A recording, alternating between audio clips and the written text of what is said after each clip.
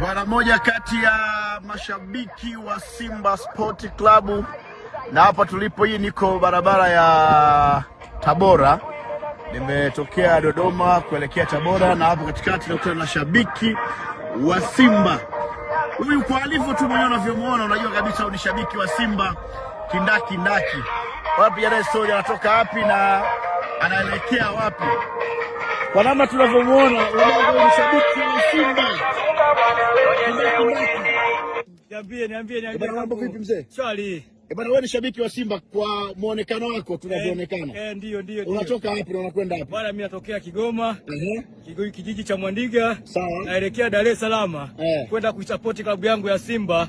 Mechi kubwa dhidi ya Berkane tarehe 25 ya mwezi wa 5, na mimi niko barabarani tangia tarehe 27 mpaka leo niko Itigi, na itafuta Itigi hapa ndani ya Singida. Inshallah Mungu akipenda tarehe 22 akinipa afya nitakuwepo ndani ya jiji la Dar es Salaam kwenda kuwapambania ndugu zangu, wana Simba wenzangu, wanachama wenzangu, na mimi kama mchezaji wa 12 ambaye nisilipwa mshahara. Haiwezekani mimi niwepo shamba nimetulia tu huku chama langu likiwa linapambana. Kwa hiyo niko tayari kufika Benjamin Mkapa kwa njia yote ile, na njia niliyochagua ni hii hapa, ni njia ya kutembea kwa miguu.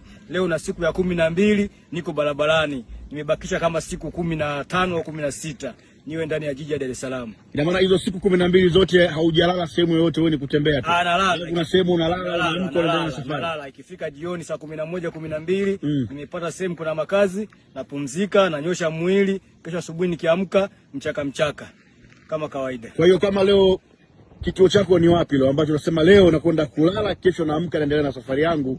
Leo nalala Itigi pale, japo naingia mapema lakini pale kuna tawi kubwa, kuna wanachama wengi, haiwezekani kupita tu bila kuwasalimia ndugu zangu. Kwa hiyo nitalala Itigi, kesho nitakuwepo Manyoni nikiwa naangalia game yangu ya Simba dhidi ya Pamba. Inshallah kesho tutashinda. Tunabakisha mechi moja hiyo ya Tabora tunaimaliza, afu tunamsubiria mtani hiyo tarehe iliyopangwa na TFF na bodi ya ligi tuwanyoshe. Yaani umwaka tunataka tuwanyoshe tu watu mwanzo mwisho. Unawaambiaje mashabiki wa Simba wote ambao wanakuangalia sasa hivi pamoja na viongozi wa Simba na semaji lao Ahmed Ally? Mimi kama rais wa mashabiki wa Simba, rais wa kitaa, wananitaga Fazalodi Kigoma da kwa miguu. Niko barabarani leo siku ya 12. Natokea Kigoma naelekea Dar es Salaam. Na inshallah Mungu akipenda tarehe 22 nitafika salama.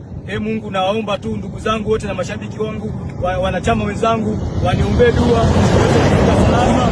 Japo nimepambana na mengi mpaka nafika hapa, inshallah naamini kwamba tafika salama.